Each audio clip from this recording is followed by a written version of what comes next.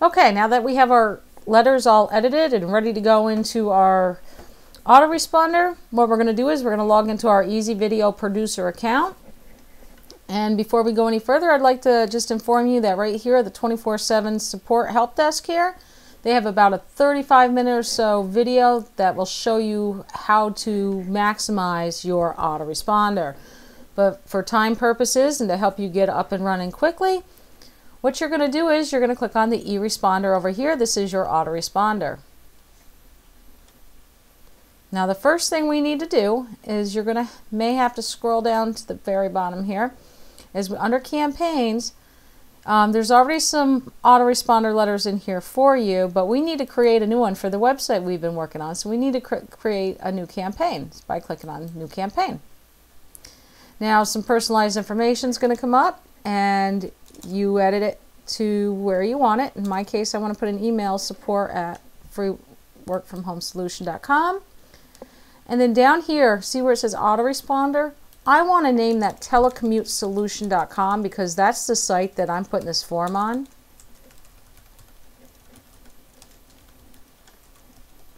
So this way I know exactly what campaign that's tied into. You can put a website address in here if you want. I'm going to just take it out.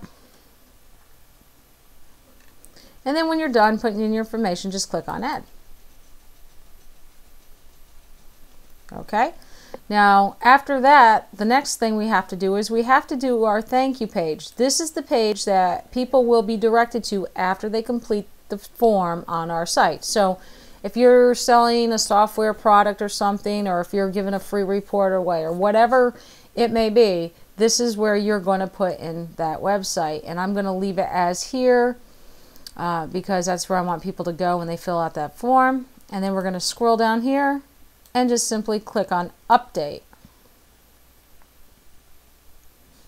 Now, after we do that, it's time to put our messages in. And if you don't have your letters opened, now is the time to pause this and open up your letters. So to put our messages in this autoresponder that we just set up, we're going to click on Message Sequence. I'm sorry, excuse me. We're going to go down here and we're going to choose, I forget this every now and then myself, is go down to Campaigns and we have to select what autoresponder we want to put our message sequence in. In this case, it's going to be Telecommute Solution. In your case, it's whatever your site is you've been working on. And then you're going to click on Go to Campaign. Now, since we haven't set up this campaign yet, we're going to add message.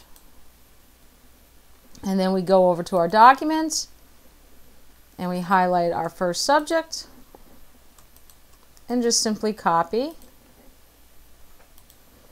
and paste. And we're going to do the same thing with our email letter. And we're going to copy and paste. And then what we're going to do is, down here it says this message will be sent. Well, being that it's the first message in our sequence, the minute that people fill out the form, we want them to get an email letter from us instantly. So we're going to put in 0 days here.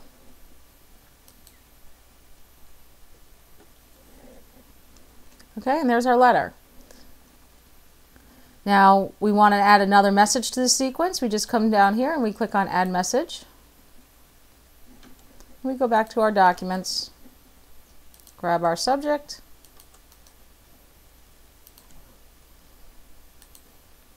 paste it in here.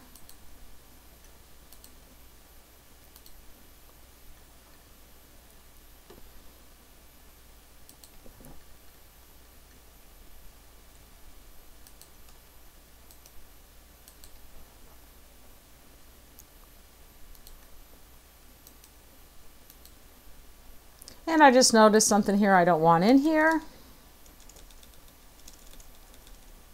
So I'm just going to put in free work from home solution.com. And I'm going to choose to send this one day.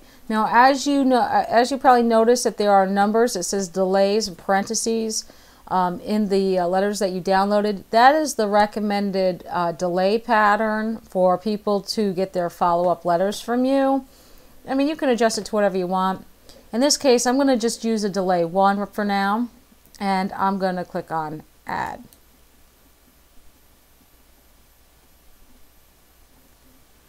Now here is, okay, so now we got letter, our first letter, it's going out instantly. The second letter is going to go out day 1.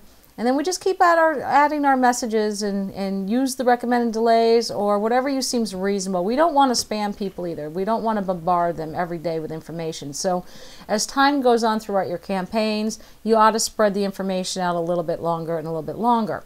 Because here's what the beautiful thing about this is, about being able to have an autoresponder like this. What you can do is you can, everybody in your database, if you have exciting news about something or something new you want to, something new you want to share with them or whatever, you can just go schedule a message. So what we're going to do is, and let's say I want to share that newsletter about the advantages, the tax advantages of a home-based business, I'm going to click on Add New Event, and then I'm going to simply go over to my letter, my newsletter,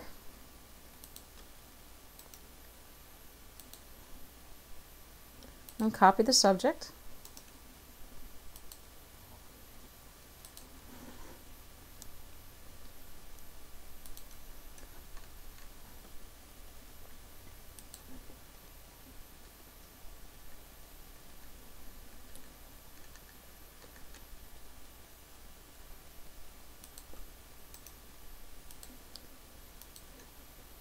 And we're going to copy in there. Now here is where you can do your selection. You might have to scroll down a little bit. This you can actually make customizable. I'm not going to do that right now. Subscriber status. I want to send this out to all the subscribers in my database. So I'm going to keep that checked. And I want to send this message once. I mean, there might be instances where you might want to send it every so often, like every, quarterly, weekly, monthly, whatever. But this is how you can really maximize this autoresponder, because you can schedule things out so many days apart, and then you can tell it what day. Now, let's say I want to do this once. Now, we know April 15th is coming up very soon, so maybe I want to send it out on March. We'll keep it March, and we'll do March 15th. So that gives people a month to understand the benefits of starting their home business, and since tax time is on everybody's mind, and you tell what year even if you wanted to, and the time. I want it to go out at 7 a.m., 7 o'clock.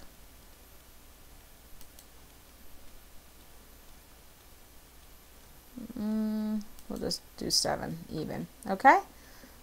And then we just click on Add Sequence, and on March 15th, everybody in my database is going to get the newsletter about the tax advantages of having a home-based business. So anyhow, I hope this helps you understand this better, and we'll be back next time, and I'll show you how to get your code, edit your code, and import that code into your cPanel. So you may want to have your notebook open and your cPanel ready to go.